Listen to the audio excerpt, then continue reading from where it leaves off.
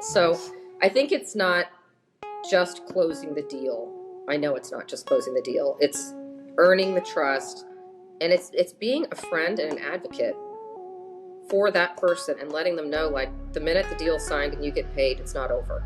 I'm your friend now. My name is Kevin McIntosh, and this is The Closing Table, where we talk to experts about their experience in real estate all across the country.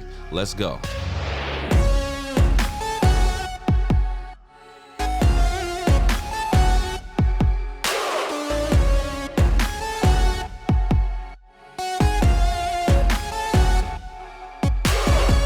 Welcome back to The Closing Table. I am your host, Kevin C. McIntosh, and joining us on this episode, we are excited to talk to her and talk about real estate in her market. We want to welcome Kendall Travis to The Closing Table. How are you, Kendall?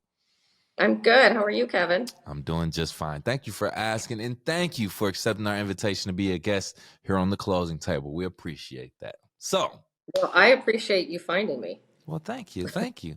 Now, we are here to talk about real estate, and I'm very, very interested to hear about real estate in your market. But before we even dive into that, let's talk about you, Kendall, in 60 seconds or less, if you don't mind. Tell us who you are outside of real estate. I think outside of real estate, I have always called myself a connector. Even before I did real estate, I've been in sales my entire career. So that whole being social, connecting one person to another, whether that makes a sale or not, always being on the lookout for somebody else that's in a similar industry that might benefit from an introduction. I think that has played well in my real estate career, but it's a natural thing for me, just constantly be connecting. I had to call my girlfriend. I'm like, this is so hard to ask what else I do outside of real estate. She's like, you're a foodie. I'm like, oh yeah, that's right. Okay. So love food.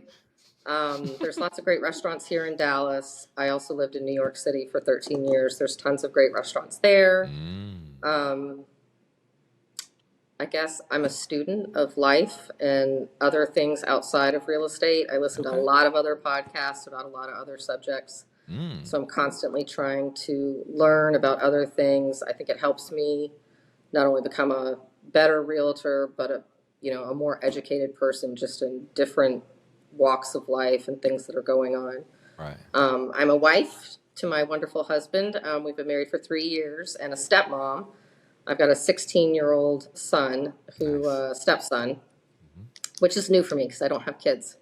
So that's kind of a new thing for me. And I guess a caretaker maybe to my parents is kind of where that role has kind of newly come up as my parents have started to age. So that's been a newer role in my life that you don't really ever expect to happen, but you got to take care of your parents. Oh yes. I have to give you a lot of honor and respect for that one, because that's something that most of us, I guess you could say, if we're fortunate enough to be able to return the favor to your parent, the ones that took care of you, you take care of them, and you Well, do your best. they gave us life. I think it's the least we could do. Come on now. Absolutely. Right? So I applaud you for that, because some people don't even get to experience that, due to unfortunate events. So it's great to hear that you're actually taking care of the ones that take care of you. Love to hear that. So great. Now let's move into the business aspect of this interview, starting with your real estate business. I would love for you to just describe your real estate business for us. And if you are able to, hit on a few key points: how long you've been licensed, what you consider your specialty or niche, and or notable achievements. I actually had to look this up. I've been licensed since 2012. I started my real estate career in New York City as a side hustle.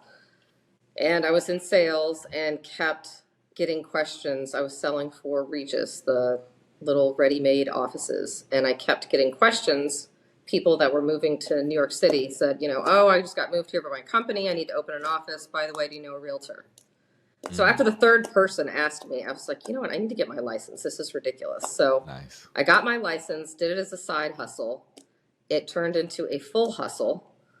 And I kind of fell into a really interesting group. I worked with I still work with the royal family of Qatar, and became not their exclusive agent, but became one of their agents that I worked with a lot. And they are a really, really nice group of people, but they've got a lot of high demand, a lot of staff, and a lot of moving parts.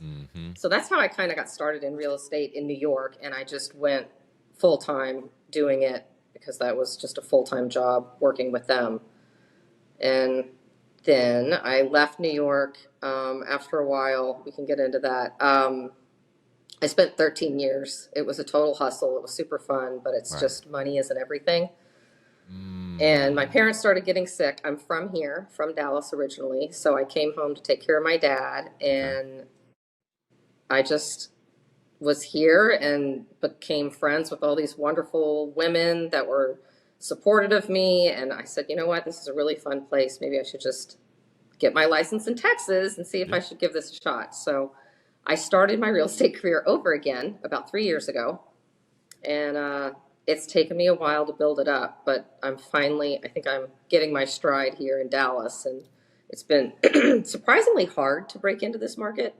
But, we can kind of get into that later, but it's just been a really interesting divide between New York and Dallas.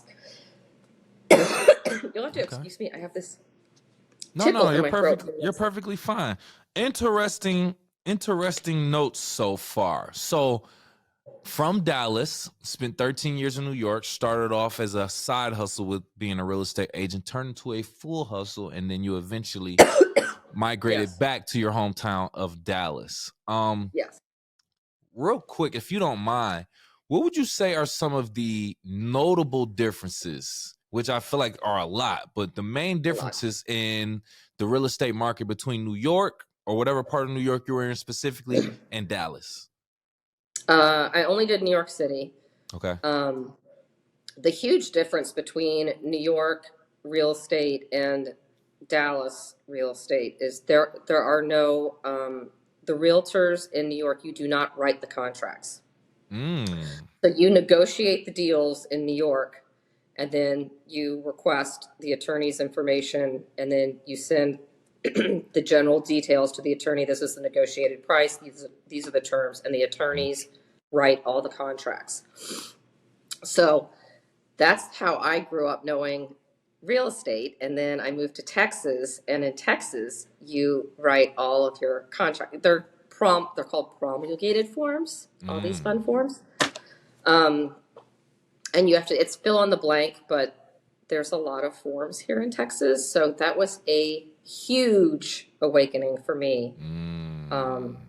I felt totally overwhelmed and underprepared because I personally, coming from a market that doesn't write contracts, I was like, why are they letting somebody that's not an attorney even fill in blanks for the biggest purchase somebody's going to make in their entire life? Like, to me, it was such a daunting, I was so scared when I got here. I was like, this is ridiculous.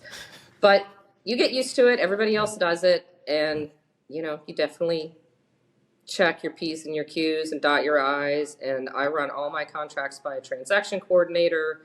I have another guy that I work with that we just help each other, another set of eyes. It just really makes you very careful. So that would be the big difference, notable difference, along with pricing. New York pricing is very different than Dallas pricing. We're in a very different market.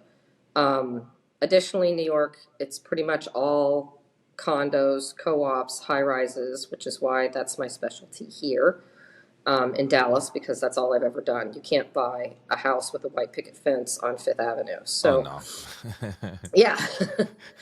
So, the co-ops, that, I don't know if you're familiar with that, but they still have the old school cooperative apartments. I sold a few of those. That is a tangled, crazy mess of paperwork. I wish to never, ever, ever do again. But you get a lot of great experience doing it. So that's just a totally different bird that you don't ever see in any other market other than New York. And you don't see that here in Dallas. Interesting. So I have been to New York a few times, and I've been to Dallas maybe once when I was a child. So I not too much of a recollection of Dallas, but New York, I wouldn't even say I'm familiar with, but I've been there. But nonetheless, I understand. Yes, I compare when I do go to different markets or places, I do kind of look at the living conditions, the residential homes, and the differences between the two. Chicago, like you'll have homes, but like they have these very small spaces in between them, no real yards, alleys. New York, like you said, high rises, condos, co-ops, a lot of living together. Not too many single family homes that you'll see. And Dallas, I imagine, is probably a little bit of mixture of everything, if I'm not, a little bit of single families, Correct. high rises, and a little bit of everything. So that's interesting that you have that experience and you've been everywhere to be able to compare that. Um, let's focus in on where you actually are actively practicing now, right? Dallas. Since I'm not too familiar with that, I want you to go into describing that market for us geographically to start off, right? So go into as much detail as possible for someone who may have never been to that market. How you describe the culture, the weather, the people, the attractions, the landmarks, things to do, etc. Please. Well, the the specific market I'm in within Dallas, so Dallas is very large. Mm-hmm. We've got kind of sub markets within markets, all these little neighborhoods. The market that I am in specifically and where I live and focus on most of my real estate is called Turtle Creek. Okay. And that's in Uptown, which is, right outside of, I guess, downtown Dallas. Mm-hmm. Are the niche with this particular market that I, excuse me, love is that it reminded me of New York when I arrived here. Mm. It's one long street. It's called Turtle Creek Boulevard, and it's lined with trees, and it runs along Turtle Creek, a creek. The entire street is lined with high rises, and it's the Mm. only street like it in Dallas. And I just fell in love with it. There's a huge park here called Turtle Creek Park. And the building that I live in specifically is the only building on the east side of Turtle Creek. So we have, I'm looking out my window, unobstructed views of the park. Like nobody Nice. can build in front of our building or on the back of our building because it's parkland, which is great. And then off to the back of our building, on the east side of our building, which we could kind of get into some of the fun attractions. So we have the park, which you Mm-hmm. can walk in the park. So that's our wonderful green space, and it's beautiful, and it's handled by nonprofit like Turtle Creek Association and the Turtle Creek Conservancy. And there's flowers, and they put up Christmas. They're gonna do a big Christmas tree, a Christmas lighting on Wednesday, which will be pretty. And then we also have what's called the Katy Trail, which is right out my window here. And it's the old Missouri-Texas railway line, which they have built on top of because it was deserted. And they made Mm. a huge trail out of it, which is in between all the trees, and it's all in kind of an urban area. And there's people that walk on it and bike on it and roller skate on it, or rollerblade maybe, skateboard, jog. They bring their kids, their dogs, and there's restaurants off of it, and it kind Oh. of gets you to all these fun little places. So it's just such a fun area. It's very urban. I would say the people that live here were kind of, there's young people here because it's urban. There's also, I would say, more mature people, but the people that are more mature here, I find, are very active in the arts and culture. We have one of the oldest, the last Frank Lloyd Wright building that he built before he Hey. passed is directly across from me, Okay. which we're trying to put together. We're trying to preserve that. So if there's anybody out that wants to help us raise money for that, we would love to.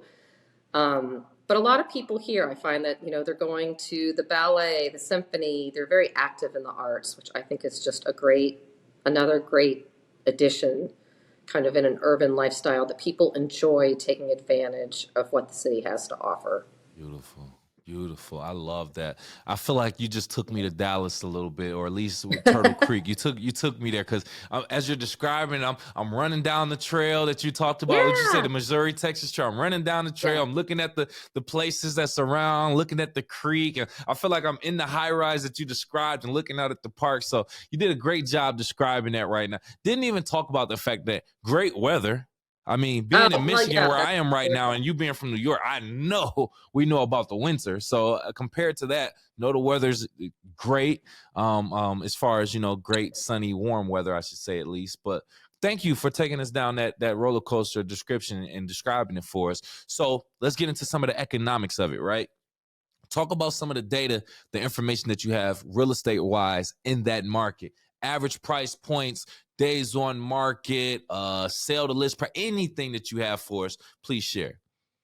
well. I would say for Dallas, like Dallas County, average price, average price is somewhere around 565. My average price for Turtle Creek is around 900,000. Ooh, The higher price point okay. here. It's just different because they're high rises, so it's full service building. We have 24-hour staff here, and that's all these buildings along here kind of have the same type of service. Right. I'd say average days on market are hanging around 35 days on market right now. It's a little bit more than what we've what we've seen, but that's certainly good. I think the pricing has come. It started to slow a tiny bit. People are dropping prices a little bit, but I find comparatively to New York, the pricing was way off in New York. People get a $20 million listing, and then a year later it would sell for 12.5. Oh, wow. And, it was so, I don't know where they got their pricing. Yeah, And then overinflated. I find in Dallas, we are really close. So I think it's like 96 or 97% to list price. Got you. Okay. So, if I'm listing something at 900, usually we're in contract 875 or higher. Yep. So it tends to be, I don't know if that's the real estate market or the realtors are better at pricing it, working with the clients to let them know where the market is.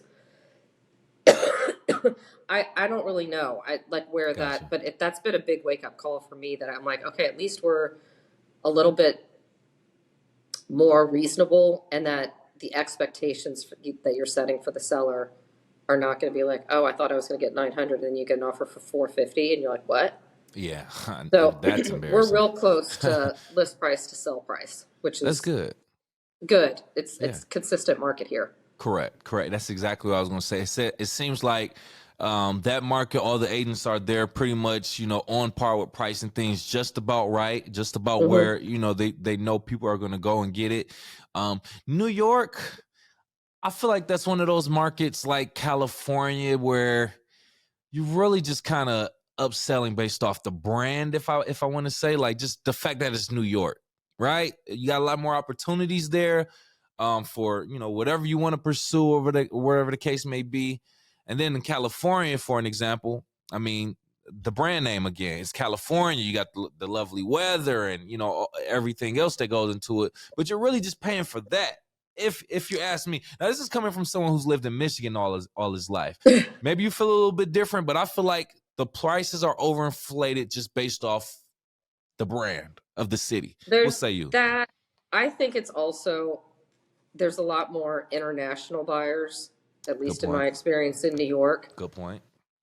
Not to say that they don't understand what the market is, but a lot of these very, very, very ultra high net worth people, sometimes it's just money isn't an object. And for them, if they find the apartment overlooking Central Park, they'll be an all cash buyer for $45 million, and they'll just wire money the next day. So for them, that's why I think New York is such a different market, that they have all these international buyers out there that could potentially skew the numbers. So that, the market drags and drags and drags, and then somebody shows up from wherever, the Middle East, from Asia, from somewhere, from Singapore. They've got tons of money, and then they scoop up an apartment that's been sitting on the market for 3 years just because. So I feel like New York is such an outlier. For sure. So Dallas, I think it's a little bit more reliable. That's a good point. I'm glad you added that perspective. Yeah. That was something that I'm conscious of, but I didn't think of at the point. But that's a very good point. I've heard that a few different times. So great. Thanks for adding that perspective about both markets. Essentially, you kind of put things into perspective. So digging into yourself and your personal experience, over $100 million in luxury residential condominium transactions. I want to applaud you on that first and foremost. That's nothing to just sit on. Thank you. But let's talk about a particularly challenging negotiation or deal.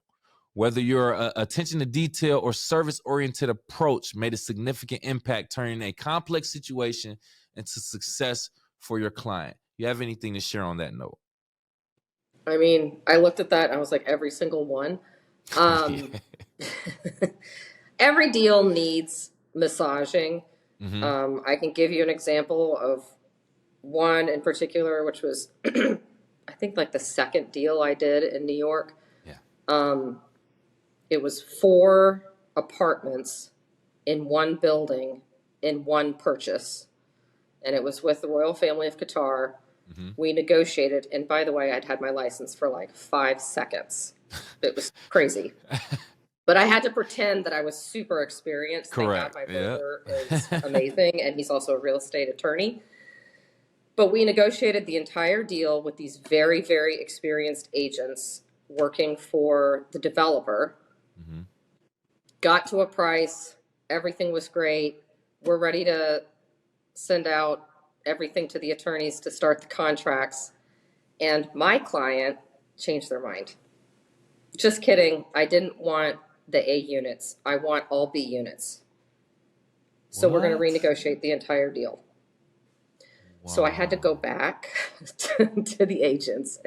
Just kidding. I know we said all of this and we're totally negotiated, but now we have to start all over. They didn't say just kidding though, right? Tell me they didn't say that. Well, they didn't say that really, but I was going to say that's such a slap, but still it's a slap in the face. Oh. And as a newer agent, I'm like, I have to go to these other agents that have been in the industry for like 25 years and tell them I didn't, it makes me think like, do I know my client? You're questioning yourself, which I didn't know my client that well, but also my client changes their mind a lot. You can't control it. Your client's your client. They can change their mind whenever they want. That's their prerogative. So it was very hard to renegotiate that. I think my win on that, not only did we finally get over it, I'm sure there were bumps. We got the deal done. It was fine. It took 2.5 years to get that deal done. It was $44.6 million. That was like my second deal that I ever did in New York. It was crazy. But the win I take from that, one of the 2 agents that I was working with is a very high agent at Douglas Elliman. And she and I remained friends. And I just told her, you were so wonderful to work with. You were so patient with me. Every time I had something and I was like, oh gosh, the client's going to ask for this. She was like, you know what? Okay, we're going to figure this out. We're going to figure this out. I'm going to go to the developer. We're going to find an answer. And we worked together to get it over the finish line. To this day, I'm friends with this agent. I reached out to her about 2 years ago and just said, hey, how's New York going? What's new? Her daughter went to SMU and her daughter just got her real estate license. She also was working at Elliman, and I pulled her daughter over to my brokerage. Nice. And now I work with her daughter and I try to help her in real estate. So she's like almost like my little sister. Nice. So it kind of like, I feel like that deal was super difficult, but I gained a friend. I gained another friend here in Dallas and a great relationship. So if I do any business in New York or have anything to refer, I refer it to this agent in Elliman because I'm like, look, I don't live there anymore. I'm licensed, but I want you, because you're feet on the ground, you still live there. I hand all my referrals over to her, and she takes wonderful care of my clients. Nice, nice. Love that. Love that. That's a beautiful story of relationships, of experience, learning from different Mhm. situations. You know, I feel like I hear so many stories of agents, especially in their earlier transactions, being pretty much just thrown into the fire with certain situations and then Mhm. being thrown all types of curveballs. But at the end, like as long as you remain calm, remain professional. There's plenty of Mhm. resources out there. I mean, mainly your brokerage, which is who you would want to go to. But nonetheless, it seems like you're able to communicate with the other agents, communicate with your brokerage, and actually get things lined up and taken care of and smoothed out. I feel like the average person, I'm really speaking for myself, I would have freaked out in that situation. I know that you mentioned $44 million. Did I hear that right? $44 million.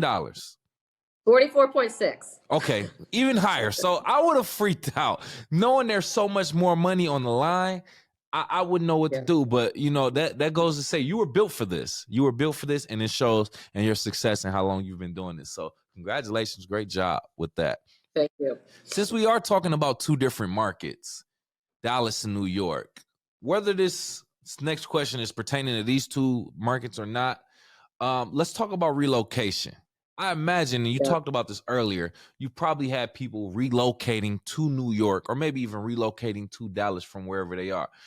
It can be a very tough and challenging process. No one really likes to move, but to move from one state to another or from one coast to another can be even more challenging. Can you speak on how your experience actually helped the client with the relocation process and how you actually maintain that relationship for it to be even more long term, if at all? But can you just speak on really any relocation experiences? Yeah. Well, I mean, we didn't get into it, but I lived in Chicago Mm-hmm. for 8 years. I lived in New York for 13, and then I moved back to Dallas. So I personally have relocated quite a bit. Um, so for me, I understand it. I understand that it stinks moving and that, losing furniture, having stuff break, all that stuff, Oh having to my goodness. redecorate, downsize, stuff doesn't fit. It's a huge pain. Um, but I think I looked at this, the first one that came to mind is actually one that's kind of recent. It's a wonderful gentleman, difficult client. He's a former spine surgeon who lives in a home in Tulsa, Oklahoma, Mm-hmm. and wanted to buy in Dallas to have a pet that we call it a pet a terre. I don't know if like an in-town urban place, high rise. Okay. So he'll keep his place in Tulsa, and then he'll have this just temporarily when he comes in town. He's got a daughter here. She's newly married with 2 children. So he was like, I just need a place that I can just, lock and leave. So this is just up my alley. Mm-hmm. This man was so scared to purchase a high rise because he didn't understand it. So for him, it was so foreign. Like he just didn't understand that there's, the HOA, there's a board. We all live together in a community. You can't, there's no mowing a lawn here. That Yeah. when you pull up, there's valet service. Everything's hands off. You don't get to make decisions about what happens in the building. The board rules the building, and you kind of just go along with it. You can vote, Mm-hmm. but when there's 85 or 150 units, you have to own a lot of units to be able to have some shares that count. Um, Educating him on how living in a high rise was going to be so different than him living in a house. It took me so far out because that's all I've ever lived in, Right. that I finally had to say to myself, like, Kendall, this man, like, to him, this is just so out of his brain to understand how this works. Mm-hmm. So I had to just sit him down and kind of say, look, I'm going to provide you with all this information, but I'm like, Dr. Framegee, the one thing you have to understand is you're just going to have to trust me that all this information, this is how it works. I'm going to introduce you to the building manager. We're going to make sure everything we're in contract for is taken care of. This is how, this works, is we just hold your hand. We get all the maintenance repairs done. We're going to have the window guy here. For him to just get his head around the concept, it was really, really hard. We closed, yay. Yeah. And now he's like, this is so great. I don't even have to lock my door. I call Alan. He takes care of everything. He's actually supposed to be dropping off. So to go to the tail end of your question of how do you maintain the friendship. So he lives in Tulsa. He wants to renovate this place. I've renovated my condo that I'm in now. So I invited him to my condo and I said, I want you to preview mine. It'll give you some ideas for yours. And then I also refer him to my contractor. And I'm like, I'm happy to look at your contractor's contract because I've already done this. I can kind of tell you the pitfalls and the things, I wish I would have asked for, I wish I would have known. I can walk you through all of those. Because again, that's something else. He's like, how do you renovate in a condo? I'm like, I can help you with that. So just kind of leading him, helping him, let him know I'm his advocate. I'm gonna work with you even when the deal's over. I want him to be happy. I want him to be happy in his condo that I sold him. I want him to tell all his friends, which he has. He's already referred me to another friend. So I think it's not just closing the deal. I know it's not just closing the deal. It's earning the trust, and it's being a friend and an advocate for that person and letting them know, like, the minute the deal's signed and you get paid, it's not over. Nice. And I told him, I will go over there. I will check on your apartment. It's 2 blocks from mine. It's super easy. I'm like, I'm here. I'm your friend now. If you want to go, we can go for a walk on the Katy Trail. I'll introduce you to people in my building so you can start building friendships within the community. It's, you want people to love, at least I do, my community as much as I do. I love where I live. I love where I sell. I want everybody else to love it as much as I do too. Yep. And value it and look over it the same way you do. I absolutely get that. Absolutely. And that's the way that you bring the value up. That's the way that you bring the, you have everyone feeling that sense of safety, that sense of community there. So that's a great way to go about doing it. And being a real estate agent in that community is literally the perfect way to do it, if you ask me. Well said. Love to hear it. And that was a great story and example. That kind of leads me to this next question that I got curious about. I feel like I've heard different situations of all different types of consumers purchasing a condo or a high rise of some sort. Can you, from your experience, who do you feel like can benefit the most or utilize a condo or high rise the most? Or I don't know if I'm wording that right, but do you think a high rise or a condo is for everyone? Who do you think it's really for? No, I wouldn't put specific people in a box, but people that understand this lifestyle. You have to be very accepting. You live in a community. So I have neighbors, you see people in the hallway, you see people in the elevator. You have to be okay with the fact that, you just, like, to me, you don't have to say hi, but you're kind of in a community. It's just like, hi, how are you? Oh, you're going to be out of town. Let me know if you want me to water your plants.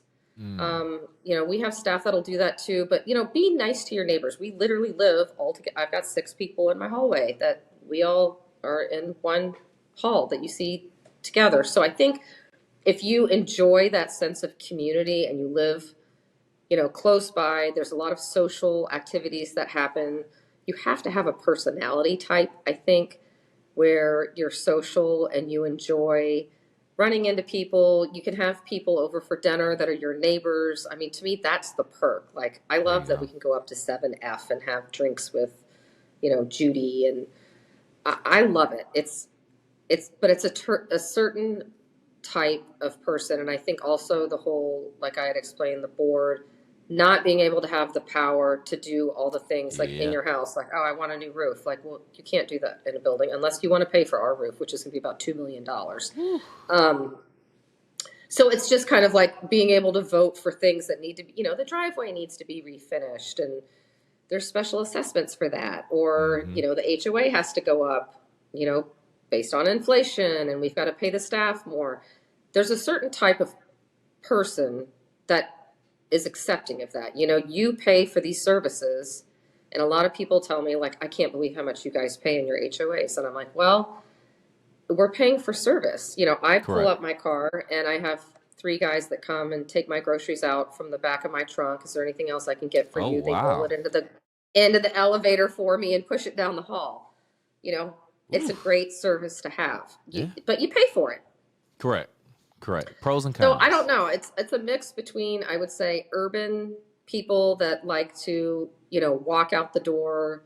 You can get on the Katy Trail. You can walk to a restaurant. You have your dry cleaning delivered. Um, I mean, I kind of feel like this is an extension of New York, which is why I picked it. You know, this lifestyle. Yeah. But yeah, and at the time I was single when I found this place. It was before I had met my husband, so I was like, well, if I'm going to be single, I don't know how to mow a lawn. I don't, you know, I'm a city girl. So I think it's people that want to be in this urban lifestyle and not have to deal with replacing a roof and mowing a lawn and all the things that come with traditional home ownership. Right. Okay.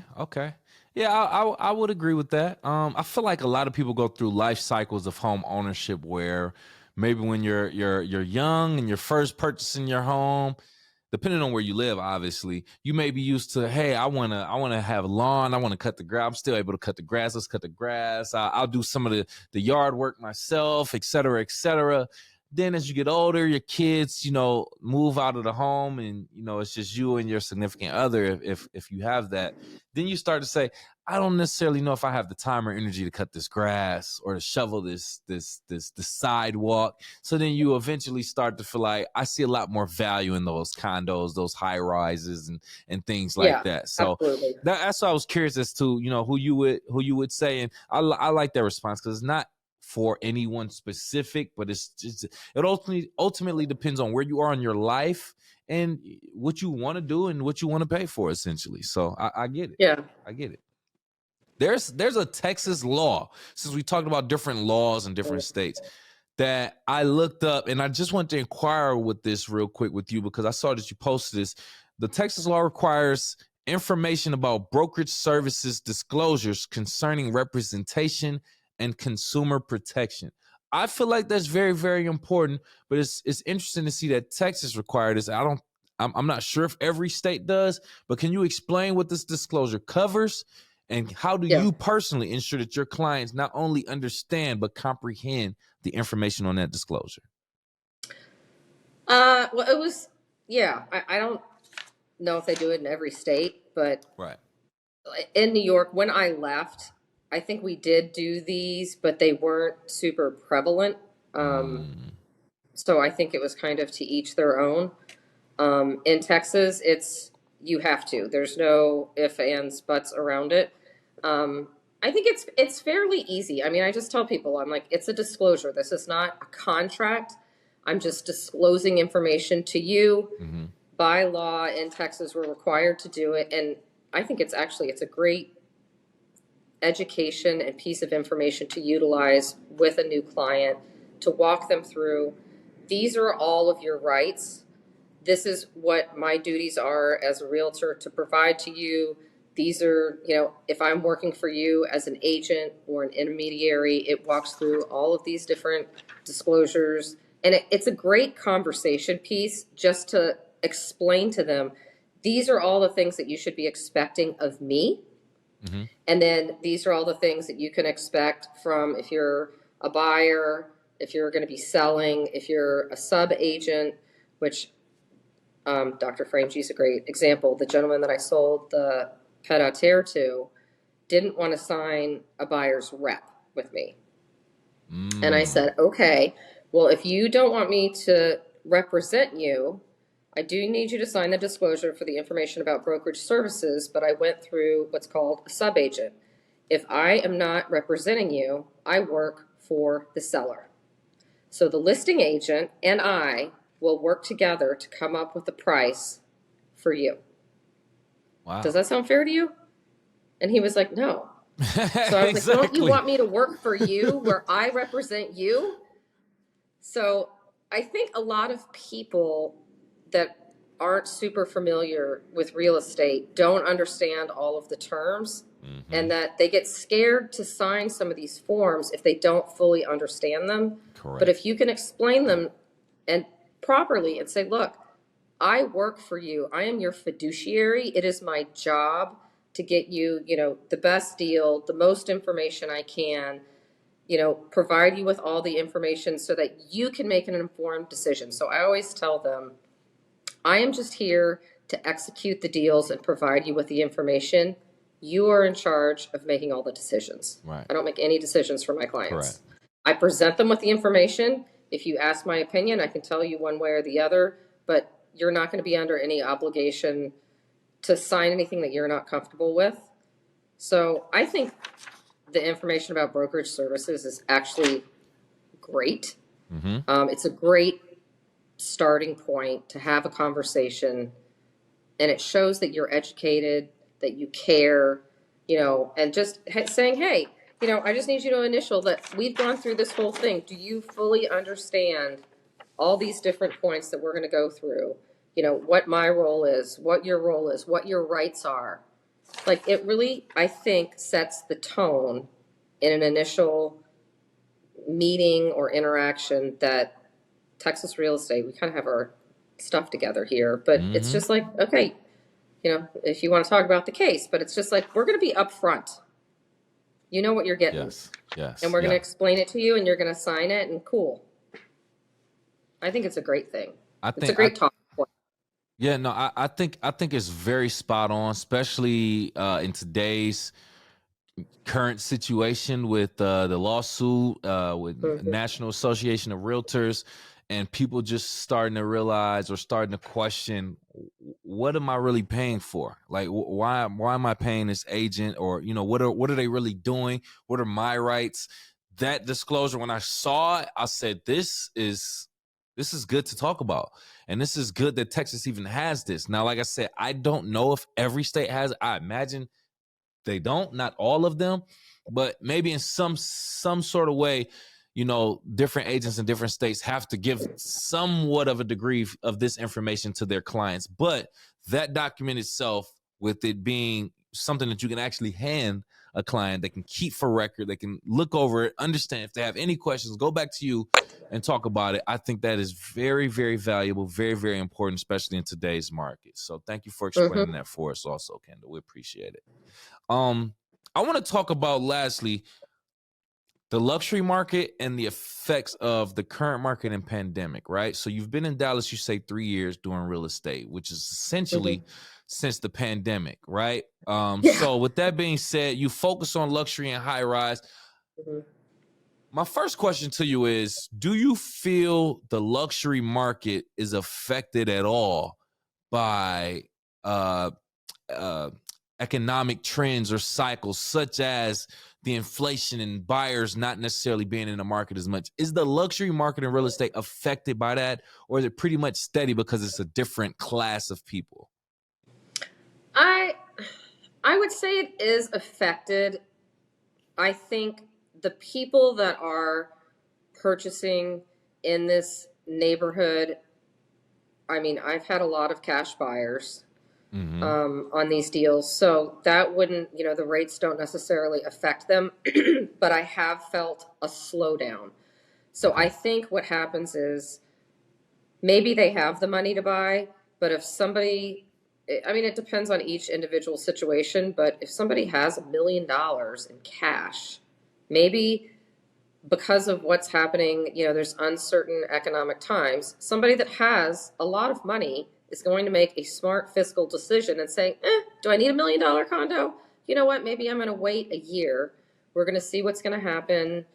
I'm going to maybe invest that money in whatever. I'm not a financial analyst or whatever, but maybe they invested in some sort of the stock market or whatever else they choose to invest it in. So I think that would be what I'm seeing, is that maybe they would put their money somewhere else if they're not choosing to purchase.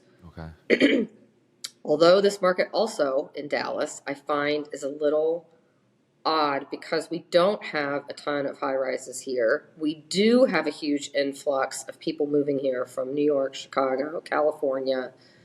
We have a few from DC.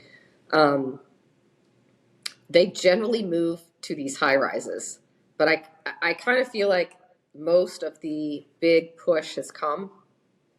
So it's all kind of happening at the same time where, the post-pandemic, the big flux from to Texas and Florida.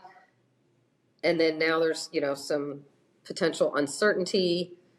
So I don't know. This time of the year is kind of slow for us anyway. I don't have a ton of clients looking to close before the end of the year. I've got one closing hopefully on Friday. Right. But I think next year will be a good tell to kind of see where we end up. But right now, I think the slowdown isn't anything to do with the mortgage rates. I think it just has everything to do with uncertainty in the market. Good point. It's a luxury buy. Maybe they're like, it's not a priority right now. Got you. Makes sense. Okay. Easy transition, right? Easy segue. So with that being said, it being currently a down market, quote unquote, or whatever the case, how should agents such as yourself deal with this down market? Like what should an agent like yourself be doing to take advantage of a down market like this, so that you making sure you're preparing yourself for success going forward, I guess? Well, I think, you should never be doing anything different. Okay. You need to be consistent. Consistency in this market, consistency in real estate is what makes you successful. Yeah. You're always doing the things that you're supposed to be doing, whatever it is that works for you. I have my own systems that I work. I mean, it's hard to stay consistent because we're in real estate and we don't always control our schedule. But, constantly following up with clients, friends, our spheres who we get 99%, or at least I do, 99% of my business from are people that I know. So constantly reaching out. And it's not just, are you buying, are you selling? How are your kids? Is your dog out of the vet? How can I help you? My friend's an artist. Can I come to your new art opening? It's just supporting them as a person because you care about them. Right. They will eventually, if they don't use you, they will refer you. So it's never stop doing that. And for me, that comes natural. So for me to just be your friend, if I'm not your friend, I'm not going to call you. It's just, you're not in my sphere. So I will just staying on top of the people that you love and the people that you care about. And it's not always about real estate. It's about helping people. And when you help people, they want to help you. And it's a great thing. So I think it doesn't have anything to do necessarily with the market, because people will ask me, it's like being a doctor, I guess, oh, my finger hurts. So they'll be like, oh, what do you think about the market? I'll tell you what I think about my market. They're all different. Yeah. And it depends on, are you in the market? Are you buying? Are you selling? Are you downsizing? It's kind of a broad-based question, but I'm always here to help and give information, whether you're using me or not, just because I know, it's my job to stay on top of this. Yeah. So I would just say consistency. Try to stay consistent with what you're doing. And if what you're doing is caring about other people and caring about your client and doing the right thing for them, you're not really going to have a down market. Yeah, I agree. Well said. Well said from an actual real estate professional like yourself. Yes. Kendall, thank you so much for explaining that, putting a lot of things in perspective for us and pulling up a chair to the closing table. At this point, if you have any last words and or want to tell people how to reach out to you, the floor is yours. Oh, well, thank you. Kendall Travis. I work with Dave Perry Miller Real Estate in the Park Cities. You can reach out to me. It's Kendall Travis at daveperrymiller.com. And I do have a New York cell phone. So 917-991-5452. You can call me direct. I have my phone all the time. All right. There it is. Make sure you reach out Yeah. to Kendall if you need those services. Thank you again. And for our YouTube audience watching right now, if you've gotten to this point in the video, please do us both a favor and hit the like button, please, and thank you. Make sure you also share the content and subscribe to our channel. And if you are listening on Apple, Spotify, or any other podcast platform, please do the same. Give us a like, give us a 5-star rating, and subscribe for our latest content. Hey, Kendall, on the way out the door, I like to give our audience a question. That way they can start thinking and use those brains on the way out the door. So this is for you, audience. Have you ever, or would you ever, move from one coast of the country to another, East Coast to West Coast, vice versa? And if you have, what did you learn and what would you do different? Don't tell us now. Leave it in the comments below.